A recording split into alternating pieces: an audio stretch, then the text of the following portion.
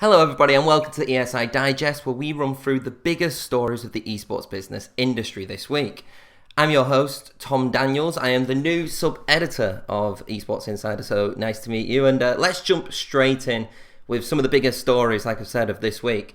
So let's start with Manchester City. This was quite an early story this week, a jam-packed week of esports news, but Manchester City star striker Sergio Aguero has just launched his own esports organisation, Crew Esports. Now, in the reveal trailer, you saw the likes of Aguero himself, but also League of Legends, Fortnite, Rocket League and FIFA.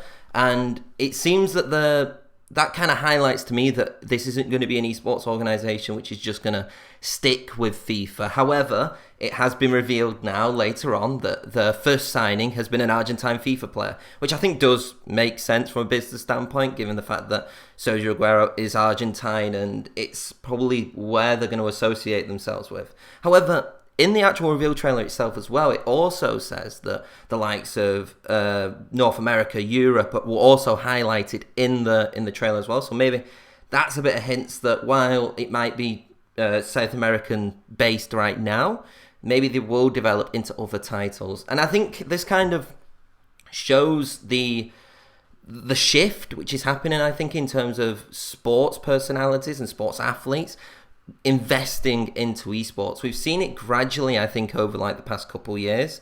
And Sergio Aguero is another big name who has joined the likes of, obviously, we've got like Christian Fuchs, who plays for Leicester.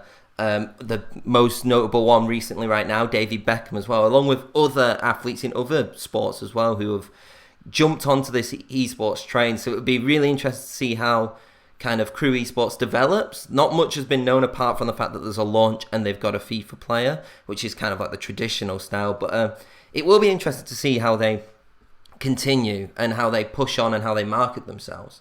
So we're going to stay within kind of like the sports-centric world right now, and we're going to talk about probably the biggest stories in the past few weeks anyway, and it's all about Guild Esports. So it's David Beckham's owned UK-based esports organisation, and they have just announced that they have signed a 3.6 million sponsorship deal for 3 years, I believe. However, it has not been announced who the sponsor is. They have titled it, and I'll read it from here. It's a unknown financial technology company based in Europe. So it's a fintech company. Now, there's a couple things which are quite interesting in this. Obviously, this comes off the back that the esports organisation went onto the London Stock Exchange. I think they raised around 41 million, I think, in flotation and capitalisation, I mean. So that's interesting in itself, but I think what I want to kind of delve into a little bit is the fact that this is a mystery sponsor, and they've announced that on, I believe, November 22nd, that they're actually going to be announcing in a global event who this sponsor is. Now, when a sponsorship normally happens, obviously that drives marketability and it drives kind of eyes towards not only the sponsor but the organisation, because it announces a new deal.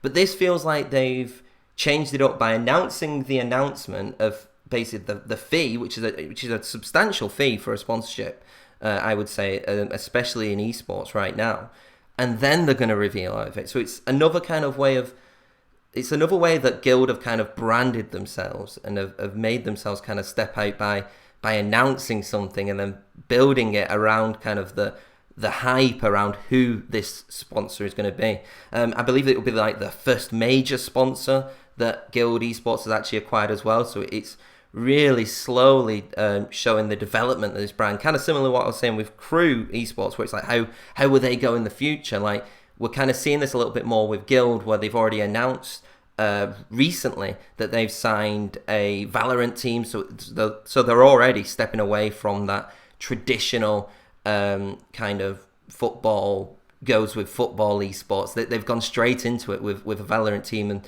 signed a very highly reputable, probably one of the best unsigned Valorant teams you could probably get at this moment anyway, with the qualifiers going on. So it'll be really interesting again to see how that ends up updating and how kind of the Beckham brand also integrates with that, because right now we haven't seen too much of Beckham in terms of the forefront of it, but they definitely are building kind of what could be a very good esports organization off Beckham, then also off kind of the inner workings of the organization itself. So let's go into kind of then a little bit more financing. So VENN, the gaming and entertainment live streaming network, has announced that it has received around $26 million, which is around 19-20 million pounds in a Series A funding round. Now, this is like a very, very substantial amount of money which has been invested into this network right now. So the round was co-seeded and was co-led and seed rounded by investor Bitcraft, who was already an investor, as I said prior. But then also the likes of Nexstar Media Group, Wise Ventures, Elridge, Illumina Ventures Group, and Josh Kroenke have now gone into the investor group as well. So it definitely shows that there is kind of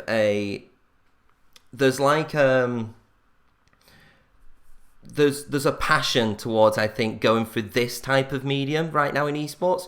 We've not really seen kind of live streaming content and kind of traditional media, for example, kind of intertwine. Like we've obviously got like the written content, we've got the production, we've got media rights, but in terms of actually having like a media entity itself, I think it's quite still a developing project, and it kind of shows that these stakeholders and these investors actually have faith in VENN to kind of carry this and hopefully become one of the biggest in terms of the medium.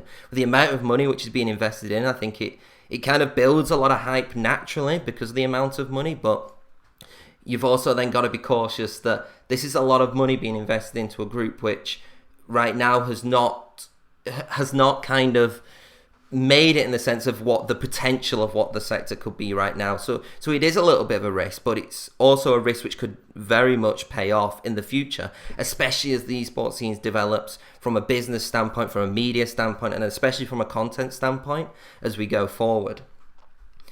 So next up on the news of esports, like I said, there was a lot of news this week, is Garmin introducing an esports smartwatch. So Garmin has revealed a new esports smartwatch, the Instinct Esports Edition, and it's designed to kind of help players track and live stream their biometric data. Now, we've seen esports watches be prevalent in the past. Obviously, the likes of Gucci and Fnatic, and then I think TW Steel and Blast as well have produced more, I would say, designer watches. However, with Garmin, this is kind of centering more on the health and performance of esports athletes, and some of the functions which I've got here include like tracking and analyzing heart rate and stress levels during matches, as well as spotting long-term trends. I believe that there's also a game timer which is implemented in, so it's really kind of taking the smartwatch aspects of health and fitness and trying to adapt it to an esports professional.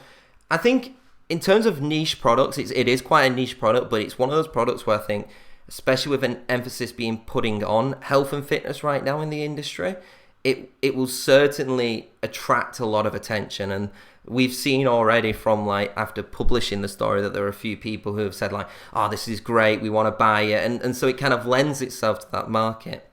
And so it'd be really interesting to see if they can kind of sell essentially, and if there is a market for kind of health and fitness related equipment in esports, because we know that it's been talked about a lot. However, now that there's an actual product which could be lent towards an esports audience, now we're going to actually see if there is the interest in terms of actually buying the product physically. So I'm really, really looking forward to actually seeing how these smartwatches like fully work. I'm not going to lie, probably tempted to possibly purchase one, or at least try and find more about them, because I think health and fitness right now, and especially gaming, is quite a big topic. And so seeing those two kind of intertwine even more is a great kind of initiative, and it's something which hasn't really been done too much as well.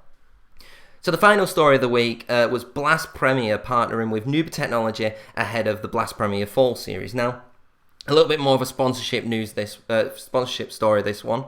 But the Blast Premier has named Nuba Technology, like I said, as a partner for the upcoming Counter-Strike Fall Series.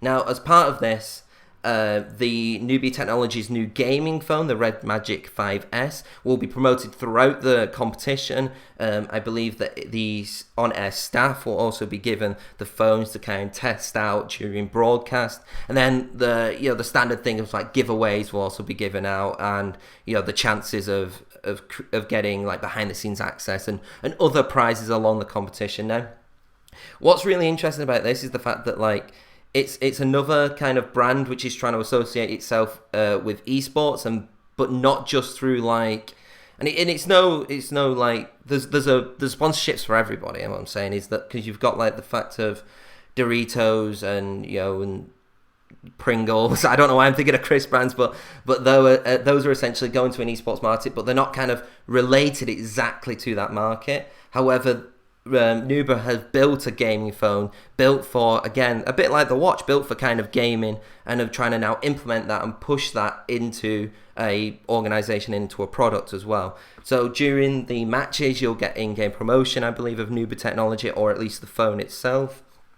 And I think it's a great sponsorship activation. It benefits both sides. It pushes the product, which is designed for the people watching Blast, and it also gives Blast another commercial partner who they can promote on their broadcasts. And I think that's really it in terms of the biggest news. Obviously, if you want to see more news and you want to read more news, then everything's on the Esports Insider website. I've been Tom Daniels, and yeah, that's been the ESI Digest.